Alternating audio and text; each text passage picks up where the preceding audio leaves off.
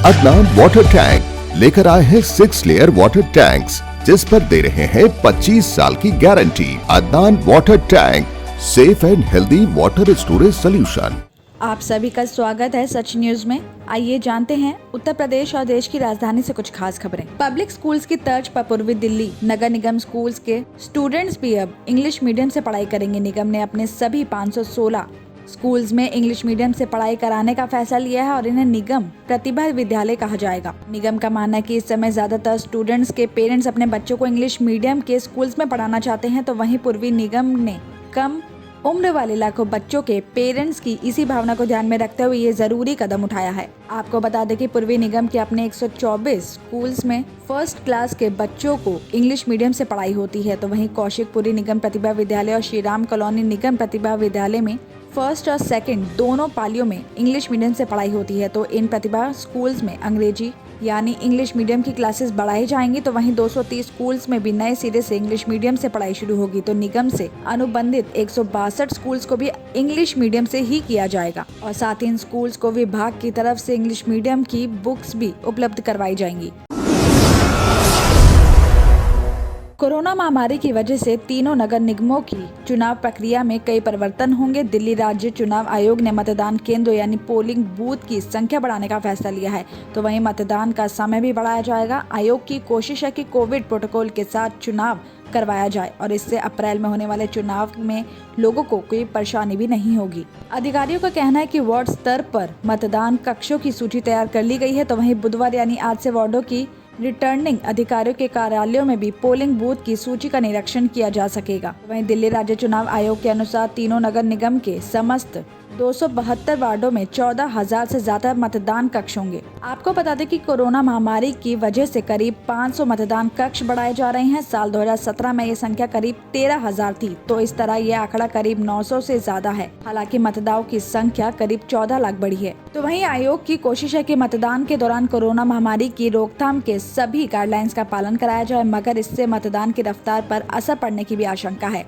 लिहाजा आयोग ने मतदान का समय बढ़ाने का भी फैसला लिया है। हालांकि मतदान का अभी समय तय नहीं है, लेकिन माना जा रहा है कि इस बार 10 से 11 घंटे मतदान का समय तय होगा। साथ ही आपको ये भी बता दें कि वार्डों के रिटर्निंग अधिकारियों के ऑफिसेज में मतदान कक्षों की सूची जारी की जाएगी, तो इस दौरान आम लोग, चुनाव लड़ने के इच्छुक नेता और राजनीतिक दलों के प्रतिनिधि उनका निरीक्षण करने के साथ साथ अपनी आपत्ति भी दर्ज करवाएंगे।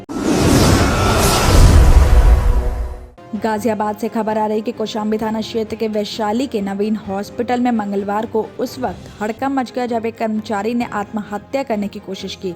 हॉस्पिटल में चारों तरफ सनसनी फैल गई और गंभीर रूप से शख्स को इलाज के लिए हॉस्पिटल में एडमिट करवाया गया। बताया जा रहा है कि सैलरी नहीं मिलने से कर्मचारी नागेंद्र कुमार आहत में थे और उन्होंने हॉस्पिटल के सामने खुद को आग लगाकर आत्महत्या करने की कोशिश की और देखते ही देखते वो काफी झुलस गए। गंभीर हालत में उन्हें दिल्ली के ही सफदरजंग हॉस्पिटल में एडमिट करवाया गया है और इस घटना के बाद हॉस्पिटल प्रशासन में हड़कंप मचा हुआ है। संगम नगरी प्रयागराज में विधानसभा चुनाव के लिए 27 फरवरी को वोट डाले जाएंगे और ऐसे में उसके पहले सियासी दिग्गजों का दौरा भी शुरू हो गया है। आपको बता दें कि मंगलवार को अखिलेश यादव ने समाजवादी पार्टी के प्रत्याशियों के समर्थन में यमुना पार में चुनावी जनसभा की, तो वहीं केंद्रीय गृह मंत्री अमित शाह ने भारतीय जनता पार्टी के प्रत्याशियों के समर्थन में जनसभा करके चुनावी माहौल बनाया। तो इस दौरान दोनों नेताओं ने एक दूसरे पर वार पलटवार भी किए और इन सबके बीच अजदुद्दीन ओवैसी ने भी प्रयागराज में चुनावी जनसभा करके बीजेपी और सपा पर तीखा हमला बोला है।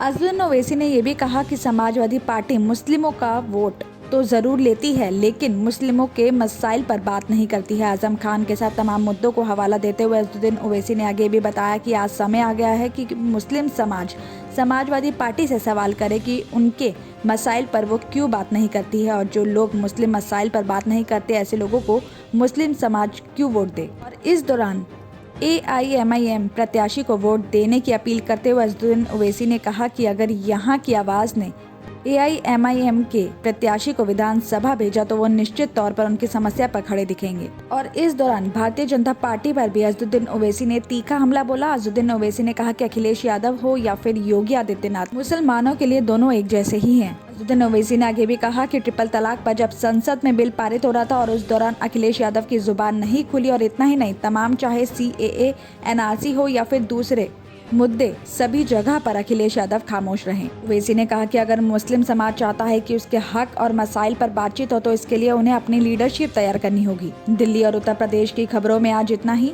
बाकी देश भर की और तमाम खबरें जानने के लिए देखते रहिए सच न्यूज।